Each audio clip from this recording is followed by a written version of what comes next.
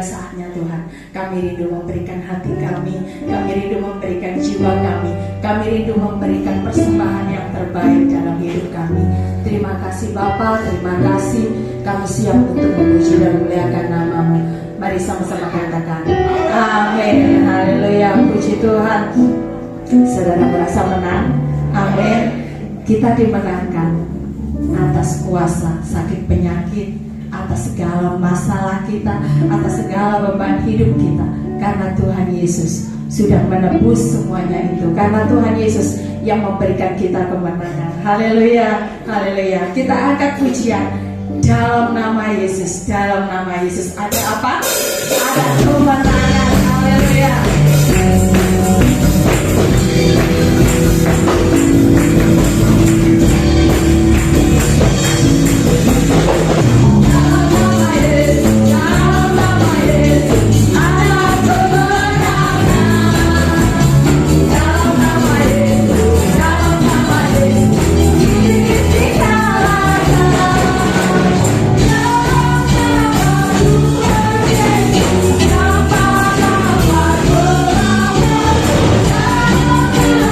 Tuhan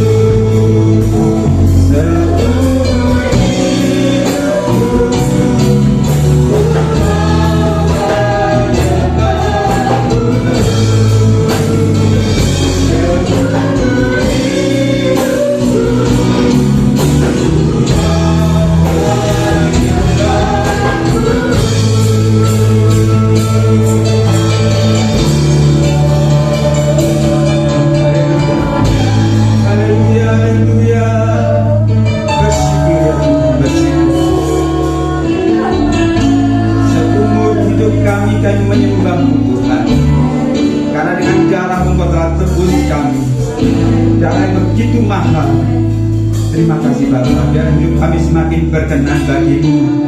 Kudus tak bercacat di dalam kedatanganmu yang kedua kalinya. Berkati jemaat tempat ini, nama Tuhan dipermuliakan. Kami bersama akan mendengar firman-Mu.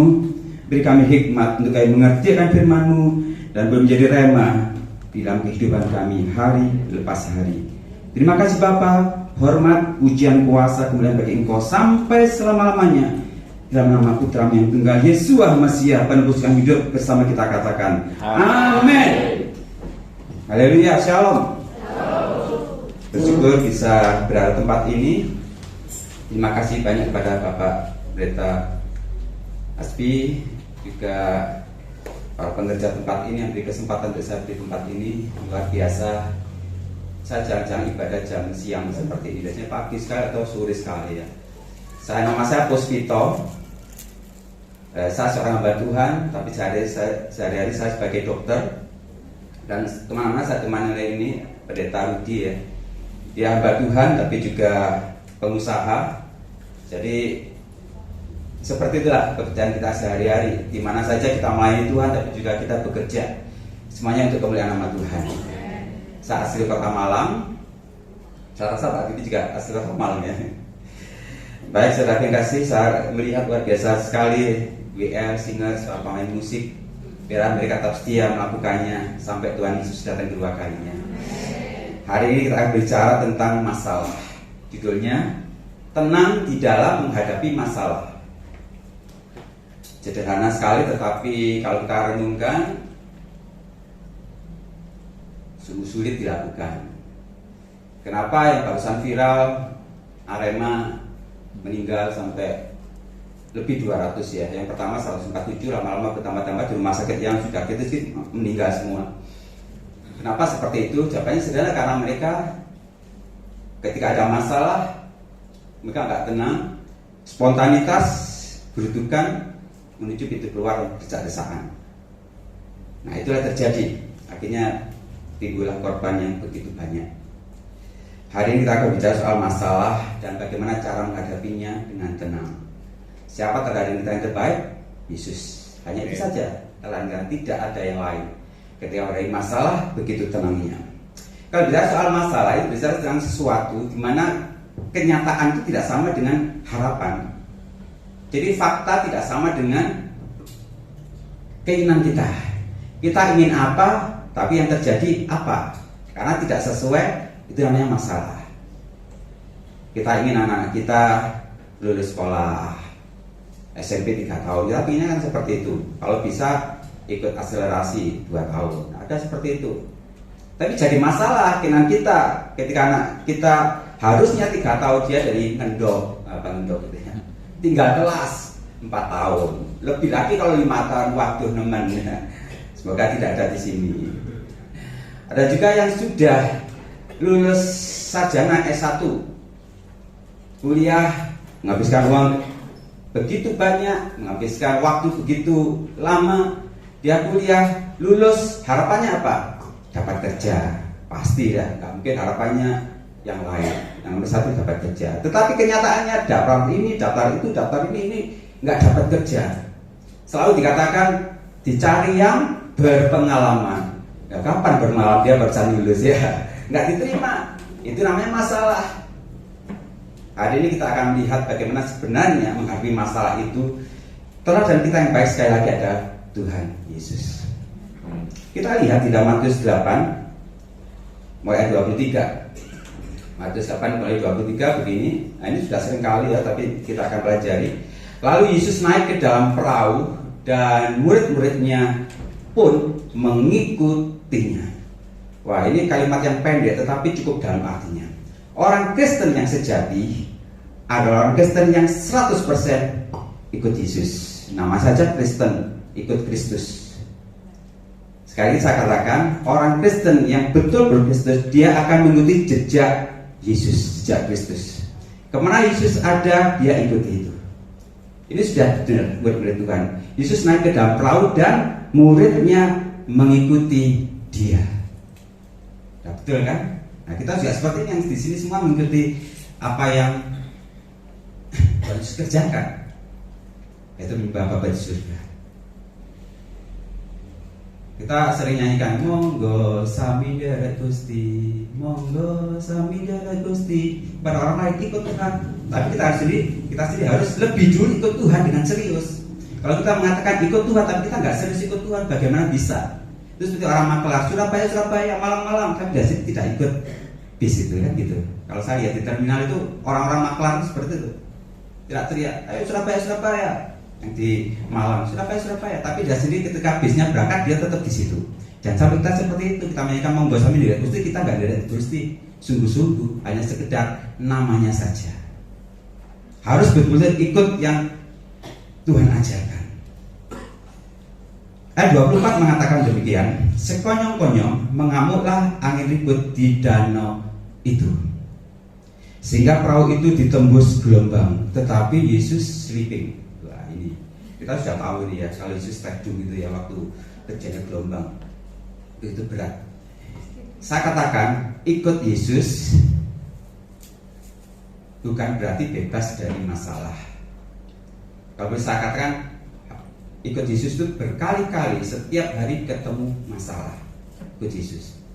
Wah, terus bagaimana kita ini pengennya jadi manusia yang lancar-lancar saja, tidak ketemu masalah.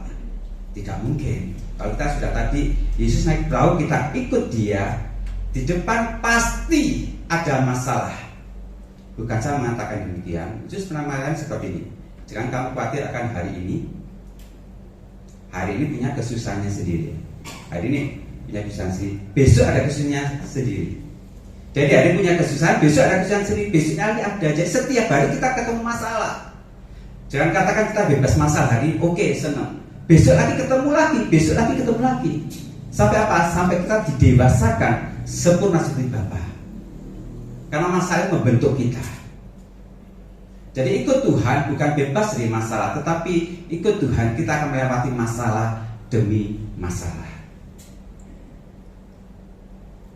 Ini yang terjadi. Kehidupan orang Kristen ini seperti ini, bukan lancar-lancar saja, tapi ikut Tuhan mengalami masalah demi masalah. Masalahnya ada seperti ini. Berapa banyak dari kita sebenarnya seringkali membiarkan firman itu tidur. Saya katakan Yesus ini adalah firman, kan dia adalah firman jadi manusia, tidur. Kita punya Alkitab, kita punya Bible, tetapi tiap hari tidak kita sentuh. Atau sekarang ada Bible voice ya, yang suara, kita tidak pernah dengarkan itu. Itu namanya kita membiarkan Yesus tidur. Tidak mengajak Yesus berbicara, tidak mengajak firman itu berbicara. Jadi kita ikut Tuhan, tapi firman yang ada di dalam hidup kita itu mati atau tidur. Ini jangan sampai terjadi. Harus ada komunikasi senantiasa antara kita dengan Tuhan. Rutinitas. Makanya Rasul Paulus katakan berjaga-jaga senantiasa dan berdoalah senantiasa. Yesus juga mengatakan demikian, berjaga dan berdoalah. Berjaga dan berdoa itu komunikasi rutin setiap saat. Suatu ketika saya ngantuk sekali ya, saya nyetir kalau nggak salah dari Malang ke Malang Selatan, kereta Pelita Rudi ini. Saya sudah ngantuk, betul ngantuk, nyetir sudah jalannya belok-belok itu saya ngantuk. Tapi bilangnya ngejak ngomong saya terus, ngejak ngomong sharing firman, ngomong ini, main ngabul itu, ngantuk yang ngantuk tapi melek ya. Kenapa? Nggak sadar. Jadi fokusnya bukan ke ngantuknya, tapi diajak ngomong saja. Berapa banyak ada anak-anak muda yang tidak sadar, hari sudah larut malam, jam 12, jam hampir setengah 1 diajak ngobrol temannya. Kalau kita tidak ingin firman itu tidur dalam hidup kita, ajak ngobrol, baca firman Tuhan setiap hari. Kan ada pujiannya, baca kitab suci, doa tiap hari, sekolah minggu itu pintar ya. Tapi kita sudah lulus sekolah minggu, kan sudah lulus, ada masih sekolah minggu. Kalau sudah lulus kita harus melakukannya. Tidak sekedar kita menyanyikan pujian itu, tapi kita harus betul-betul baca kitab suci dan berdoa setiap hari. Ayat 25 mengatakan demikian, maka datanglah murid-muridnya membangun dia, katanya, Tuhan tolonglah kita binasa. Nah ini seringkali terjadi. Firman itu tidur, tapi ketika ada masalah baru disentuh Alkitab itu. Cari Alkitab mana menjadi jawaban doaku. Cari gereja, cari hamba Tuhan yang berkhotbah untuk menjawab permasalahan. Padahal selama ini dia tidak pernah mencari Tuhan. Hanya ketika ada masalah mencari Tuhan. Itu sudah terjadi. sudah terjadi. Seringkali itu lumrah, orang bilang lumrah, tapi kita harusnya bukan lumrah, harusnya bukan wajar. Kita harus berubah. Berdoa bukan karena ada masalah. Berdoa memang hubungan antara bapak dan anak. Ada sini seorang bapak atau seorang ibu beranaknya diem-dieman. Ada? Kalau ada, jangan sampai diulangi ya. Ada loh, saya pernah dengar seseorang, bapakku tak diem loh. Waduh, berapa hari? 2 minggu. Kok iso ya tiap hari menang-menangan? Tidak terjadi. Ada yang makan bapak juga nggak pernah berdoa atau berdoa, Tuhan terima kasih atas makannya, amin. Makan ya seperti itu, saudara. Kita harus belajar untuk berkomunikasi dengan Tuhan secara pribadi. Hubungan intim dengan Tuhan harus kita tingkatkan. Ketika ada masalah begitu berat, angin ribut, murid Tuhan membangun. Nah, itu betul sebenarnya. Betulnya seperti ini. Mereka lari kepada siapa? Kepada Tuhan. Guru tolonglah, kita binasa. Ini yang seruan dari murid Tuhan, kita binasa. Apa yang dikatakan Tuhan? Ia berkata kepada mereka ayat 26, mengapa kamu takut, kamu yang kurang percaya? Mengapa sih takut? Jawabannya sederhana, karena kalau kita saat ini, karena Yesus tidak secara fisik, karena kita jarang berkomunikasi dengan Tuhan, jarang baca dengan Tuhan, firman itu jarang kita ajak ngobrol, sehingga kita ada masalah, kita takut. Karena Yesus dibiarkan tidur dalam hidup kita. Jadi yang pertama ketika Tuhan dibangunkan, dia bukan langsung meredakan angin ribut itu. Dan yang pertama kali dia lakukan, dia berkata kepada muridnya, mengapa kamu kurang percaya? Semakin jarang kita berdoa, semakin jarang kita baca dengan Tuhan, semakin lemah kekuatan kita di dalam Tuhan. Lemah, tidak ada kekuatan sama sekali ketika kita menghadapi badai kehidupan, tidak ada kekuatan. Karena kita jarang berdoa, jarang baca dengan Tuhan, jarang menyanyikan pujian rohani, jarang. Apalagi tidak pernah. Hanya Yesus kekuatan kita. Tangkap itu dan biar kita berkomunikasi dengan Tuhan setiap saat, setiap hari. Kekuatan demi kekuatan akan Tuhan berikan, walau masalah segede apapun. Untuk meredakan angin ribut cukup mudah sekali bagi Tuhan. Hanya satu kali dia berkata, tenanglah. Tidak perlu berkali-kali Tuhan mengatakan tenanglah, cukup sekali tenanglah. Langsung angin itu reda. Seperti ada telinga, seperti punya telinga angin badai itu. Langsung reda. Inilah Tuhan kita. Respon atas masalah.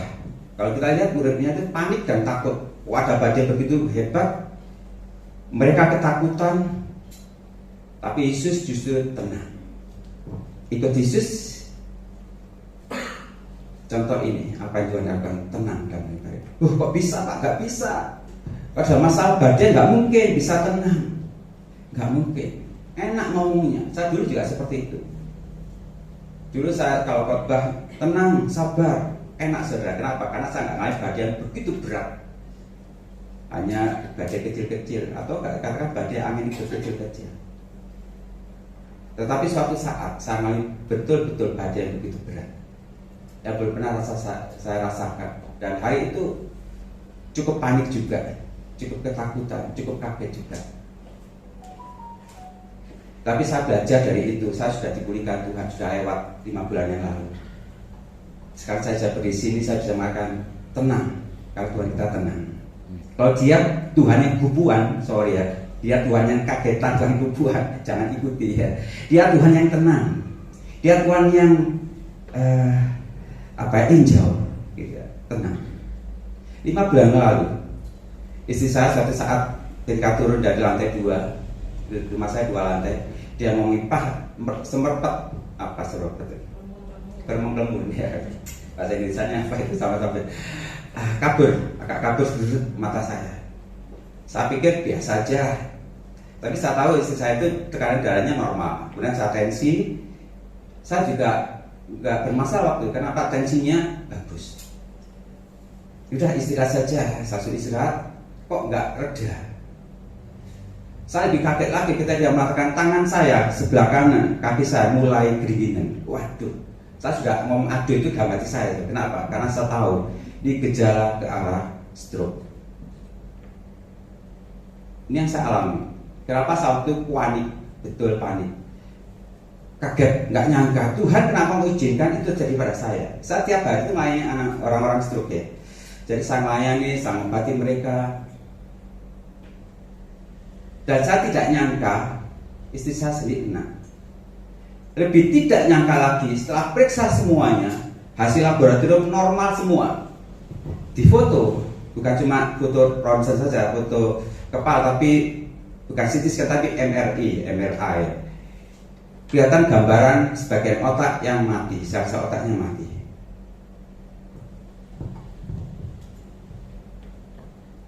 Minggu pertama, minggu kedua, jangankan bisa berdiri, duduk saja nggak bisa. Lumpuh, bukan cuma stroke, lebih daripada stroke. Ini yang saya alami. Saya sebagai suaminya cukup sedih waktu itu. Ini Pak Berita Rodi ini tahu betul, karena dia seringkali pelayanan bareng, kemana-mana, dia tahu betul. Saya nangis di hadapan Tuhan, kenapa izinkan terjadi? Orang lain nggak apa-apa, Tuhan saya layani, dia tahu berarti. Tapi saya sendiri, saya nggak sanggup. Kenapa? Musuhnya nggak ketok. Tidak tahu musuhnya? Musuhnya itu kalau misalnya stroke, oh darah tinggi diturunkan darahnya, kan gitu. Oh ada kolesterol tinggi diturunkan kolesterolnya. Nah ini nggak ada. Apa yang mau dikerjakan? Saya konsultasi kepada teman-teman dokter spesialis di Surabaya, ada di Kalimantan juga. Yang ngomong, bos aku juga nggak tahu istrimu itu kena apa. Yang pasti ini parah. Dan sorry, dia bilang sorry, istrimu sudah irreversible. Saudara tahu ya, irreversible itu stroke yang sudah tidak bisa disembuhkan. Anak saya seorang dokter muda di Surabaya, saya kirimi hasil-hasil laboratorium. Patrick, saya katakan, Patrick ini mamamu kena ini. Dia baca itu, kemudian dia katakan, Pak, mama sudah tidak bisa diapa-apakan lagi. Ya, saya tahu. Tapi doakan terus mama, biar mama beri kekuatan. Hari-hari itu saya jalani, saudara. Sambil merenung, Tuhan, aku sudah melayani Engkau kemana-mana, sudah melakukan sesuatu yang terbaik untuk Tuhan. Tapi masalah terjadi. Tetapi, ya itu tadi saya sampai belum ke Tuhan. Saya kembali baca dengan Tuhan lebih rutin lagi, berdoa lebih rutin lagi, dan saya temukan kekuatan Tuhan yang dalam Yesus dan berikan kekuatan. Malam saya berdoa sebagai saya sudah tidak bisa bangun, duduk nggak bisa, hanya dibantu suster. Saya nyanyikan satu pujian yang membelah laut, yang tentukan badai, yang mustahil terjadi karena kuasamu. Saya katakan demikian. Kemudian Tuhan katakan apa? Aku Immanuel, Elohim yang menyertai engkau. Dan Tuhan katakan jangan takut. Hari ini saya sudah tidak takut lagi, karena saya tahu dia sudah ada dalam genggaman Tuhan. Apapun terjadi, dia sudah dipegang Tuhan. Saya tidak pernah merasakan setenang itu ketika Tuhan berbicara, aku Immanuel, Tuhan yang menyertai kita. Di dalam kesesakan Tuhan ada bersama kita. Ketika saya dapatkan kekuatan itu, saya bangkit kembali. Bahkan beberapa kali Tuhan ngomong ketika memanggil saya untuk tugas pelayanan khotbah di gerejanya, Pak Pisto bisa khotbah? Loh bisa saya. Waktu itu sudah reda, paniknya saya sudah bisa. Kenapa Pak? Saya takut karena istrinya sudah mundur. Oh enggak Pak, enggak. Tapi saya enggak ngomong, awalnya saya sudah down. Kita tetap siap. Karena yang terbaik adalah untuk Tuhan. Hidup bagi kita adalah Kristus, mati adalah untuk Tuhan. Saya katakan ini bukan karena istri saya sudah sembuh, bukan, justru memburuk. Tetapi firman Tuhan katakan hidup bagi Kristus, mati adalah keuntungan. Kalau untuk izinkan itu mati, dia untung. Saya yang rugi sebenarnya ya, gitu. Tetapi saya percaya hidup kita berdua itu berkat oleh Tuhan. Saya kemana-mana pelayanan bersama dia. Setiap kali ke satu gereja yang biasa saya dengan dia nggak ikut, mesti Mbak Tonya nanya, mana nyanyanya? Sakit Pak, saya katakan. Sakit apa ya? Saya ceritakan. Saya kasih dengan Tuhan. Kalau kita beri masalah yang cukup berat, saya alami itu, saya panik awalnya. Tetapi ketika kita dekat dengan Tuhan, intim dengan Tuhan, kita akan dikuatkan. Kita akan bisa melalui hari demi hari. Saya percaya ketika Tuhan berkehendak sembuh, tidak perlu 2 kalimat, 2 kata, tidak perlu pakai lama, langsung sembuh, bisa terjadi. Seperti orang wanita 12 tahun perdarahan, asal jamah saja jubahnya akan sembuh. Cukup 1 kali, kuasanya mengalir, sembuh dia. Tapi kadang-kadang satu misteri bagi Tuhan, kita berdoa, masalah tidak selesai, justru semakin berat terjadi. Tapi semua yang saya percaya, kita percaya, endingnya adalah kebaikan bagi orang yang percaya.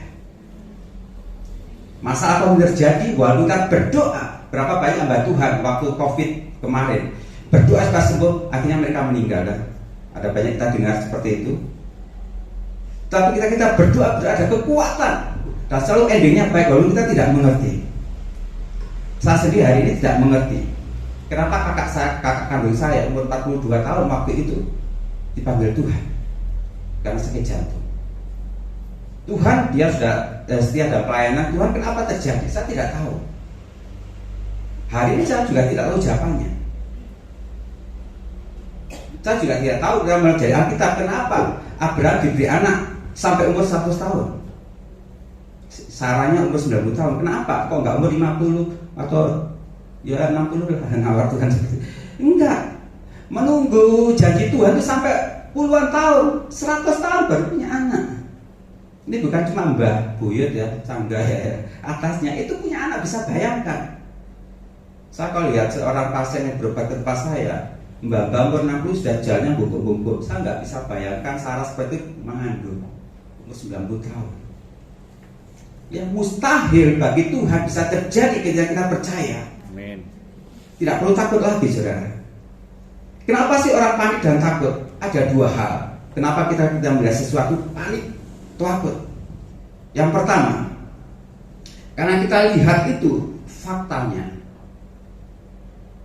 Karena kita lihat fakta, next. Karena kita lihat fakta, kemudian kita berpikir negatif. Tahu ya? Karena kita lihat anak kita sakit, misalkan demam berdarah, kejang-kejang panas. Lihat fakta, kita akan berhati. Ojo-ojo kok ini, ya ojo-ojo seperti itu. Ketika kita lihat gaji kita tetap, bensin atau premium naik, harga barang naik, kita melihat secara fakta, mata ini melihat itu. Kita berpikir, dan nanti aku makan apa? Anak-anak sekolah perlu biaya banyak. Pikiran negatif mulai muncul, yang membuat kita panik dan takut. Ketika anak-anak muda, kita melihat faktanya, umur ini sudah 30, kepala 3, umur ini sudah 40, kepala 4, tapi belum ada jodoh. Nah itu pikiran negatif. Kok aku jadi, maaf perawan tua, maaf jejaga Tuhan gitu. Akhirnya bikin negatif. Orang yang takut, orang yang panik itu karena dia melihat fakta dengan matanya dan dia berpikir negatif. Hari ini kita belajar supaya kita melihat fakta boleh, tapi jangan berpikir negatif, berpikir positif. Bagaimana caranya? Ikuti teladan Yesus, tenang dan memang masalah. Bagaimana supaya kita bisa tenang dalam menghadapi masalah? Yesus harus hidup di dalam diri kita. Harus hidup. Tanpa Yesus di dalam diri kita, tidak mungkin kita bisa tenang. Karena kita orang manusia yang normal, yang punya masalah, selalu kita takut, selalu kita gentar. Dia harus hidup dalam hidup kita. Adapun hidupku kini bukannya aku lagi, melainkan Kristus yang hidup di dalamku. Harus terjadi, saudara. Apa yang dikatakan Paulus harus terjadi. Hidup yang di dalam kita bukan kita sendiri, tapi Yesus. Kalau Yesus ada dalam hidup kita, ada masalah, dia akan tenang. Jadi kita menjadi tenang. Orang yang gegabah akan beresiko berat. Contohnya Arema tadi. Saya bisa bayangkan, saatnya mereka disempat ribut pakai gas air mata, mereka diam tempat sambil buntelan bajunya atau kaosnya. Kemungkinan besar masih lebih selamat dibanding mereka turun rebutan pintu keluar. Suatu ketika ada seorang anak umur 5 tahun ya, laki-laki, tiba ke tempat saya sambil nangis-nangis. Bukan nangis saja, teriak-teriak. orang tuanya membawa saya, mohon maaf, waktu itu katanya dia lagi pipis, anak laki-laki umur 5 tahun lagi pipis, kemudian dia untuk celananya pakai seleretan ya, resleting, kecepet. Itu terjadi. Ya, nangis bukan palang. Kenapa? Harusnya mungkin nangisnya biasa. Tapi orang tuanya waktu karena melihat seperti itu, otomatis dia berusaha melepaskan. Gak tambah lepas, tambah keciprot kan gitu. Nah, nangis teriak-teriak di rumah saya karena rumahnya dekat dengan saya. Saya katakan udah tenang saja. Kenapa saya katakan tenang? Kalau saya nggak ngalami ya dia nggak ngalami. Tapi bukan seperti itu karena saya tahu apa yang harus dilakukan. Tenang saja, pegang dia, saya bius suntikan, kemudian berusaha lepaskan pelan-pelan, gak nangis lagi. Dalam kasihan Tuhan, Yeremia 13:15 kalau kasih mengatakan jadilah tenang, dan tinggal tenang dan percaya adalah kekuatanmu. Jadi tenang dulu, jadilah tenang supaya kita dapat berdoa kan gitu. Jadi tenang dulu. Bagaimana bisa? Kita nggak bisa secara manusia. Sama dengan untuk WL, singers, pemain musik. Kita nggak bisa tenang. Saya alami ketika ada masalah kita bingung ribut. Tapi kalau Yesus hidup dalam diri kita, biar Dia mengerjakan sesuatu, sehingga kita boleh tenang di dalam Tuhan. Betul-betul tenang, tetap percaya Tuhan. Ayat yang terakhir dalam 2 Korintus 5:7. Sebab hidup kami ini adalah hidup karena percaya, bukan karena melihat. Hidup kita ini orang Kristen, orang percaya. Hidup kita ini karena percaya, karena melihat. Di depanmu ada masalah apa? Lihat, tetapi percaya pada Tuhan. Dan melihat Goliat begitu besar, tapi dia percaya Tuhan yang lebih dahsyat. Musa melihat di depan ada lautan beruang begitu luas, tidak mungkin bisa mengatasi masalah itu. Dan dia melihat Tuhan yang berkuasa membelah lautan itu. Mari kita berdoa.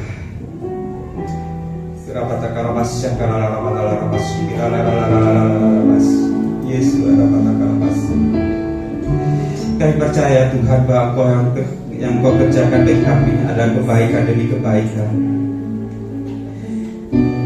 Setiap kami punya masalah pribadi, antara ringan, sedang dan berat. Mungkin kami tidak sanggup lagi mengurus masalah itu, tetapi hari ini kami mendengar bahwa Engkau harus hidup di dalam kami di dalam Engkau. Firman-Mu hidup di dalam kami, sehingga kami tahu hidup kami karena percaya, bukan melihat fakta kenyataan di depan kami begitu berat. Kami memiliki masalah yang berbeda, tetapi kami memiliki Tuhan yang sama, yang sangat mengerjakan sesuatu yang baik bagi setiap kami, yang sangat mengadakan mujizat demi mujizat setiap hari. Engkau Tuhan yang dahsyat, Engkau Tuhan yang luar biasa, yang sampai hari ini terbukti kekuasaan Bapa. Terima kasih Pak. Mari kita bangkit bersama. Terima kasih.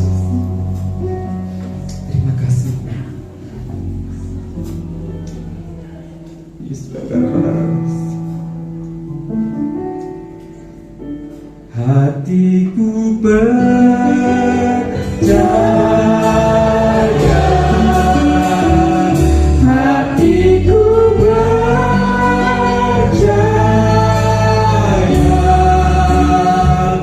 hatiku percaya,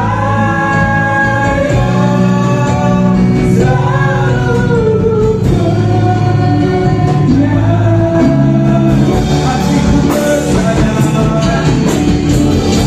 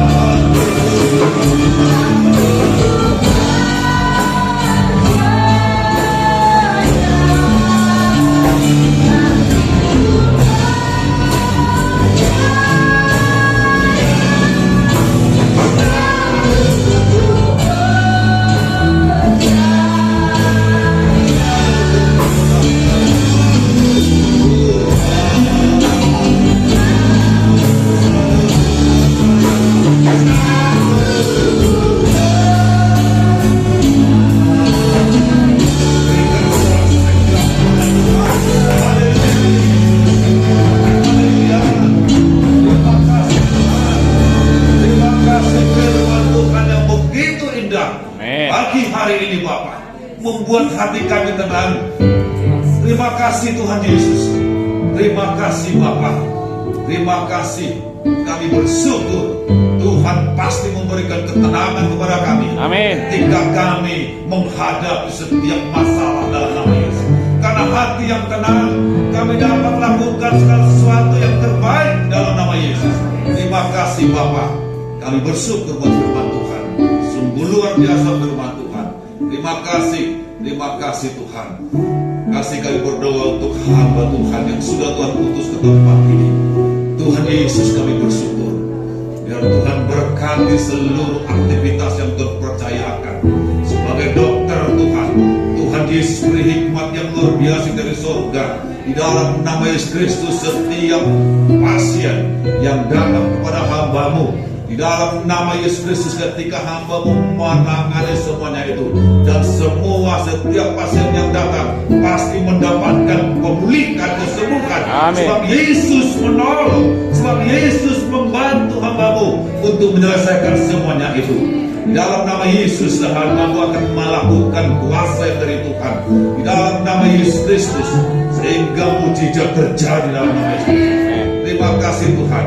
Kalau kami juga mendengar istri dari hamba-Mu Tuhan, Bapa, dalam nama Yesus, Engkaulah yang membuat mujizat. Haleluya. Engkaulah pembuat mujizat dalam nama Yesus. Kami berdoa di tempat ini, Tuhan pasti berikan pemulihan. Amin. Tuhan pasti lakukan kesembuhan seperti Engkau sudah melakukan kepada setiap orang yang percaya kepada Tuhan.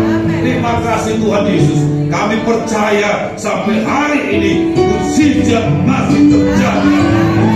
Terima kasih sebab Yesuslah membuat mujizat itu. Terima kasih. Kemuliaan akan terjadi dalam nama Yesus. Terima kasih Tuhan. Terima kasih firman Tuhan yang siang hari ini kami boleh dapatkan dalam nama Yesus Kristus. Terima kasih. Terpujilah Engkau Tuhan dalam nama Yesus Kristus. Haleluya. Amin. Silakan duduk Bapak Ibu yang dikasihi Tuhan. Hari ini kita diperhadapkan dengan tubuh dan darah Yesus Kristus. Kalau saya persiapkan hatimu untuk menerima tubuh dan darah Yesus Kristus. Pagi hari ini kita akan lakukan dalam ibadah. Kami undang hamba-hamba Tuhan ya, untuk sama-sama dalam pelayanan perjamuan kudus ini. Terima kasih.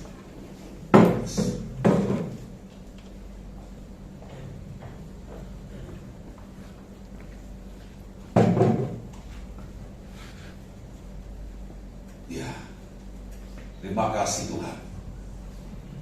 Terima kasih kami diingatkan kembali oleh firman Tuhan. Kurang lebih beberapa tahun yang lalu Tuhan sudah lakukan ini. Kami bersyukur Tuhan setiap gereja yang melakukan dalam perjamuan kudus ini, membawa mereka setiap jemaat Tuhan mengingatkan kembali dalam persekutuan tubuh dan darah Yesus Kristus. Kami bersyukur kepada Bapa yang baik, dan hari ini gereja tempat ini melakukan ini semua karena firman Allah. Terima kasih Tuhan Yesus, kami bersyukur. Kami percaya Yesus. Terima kasih Tuhan. Kuduskan kami supaya kami boleh layak di hadapan Engkau, untuk kami boleh bersama-sama dalam pelayanan ini. Dan jemaat Tuhan juga, mereka boleh mendapatkan tubuh dan darah Yesus Kristus. Terima kasih Bapa, dalam nama Yesus Kristus. Haleluya. Amin.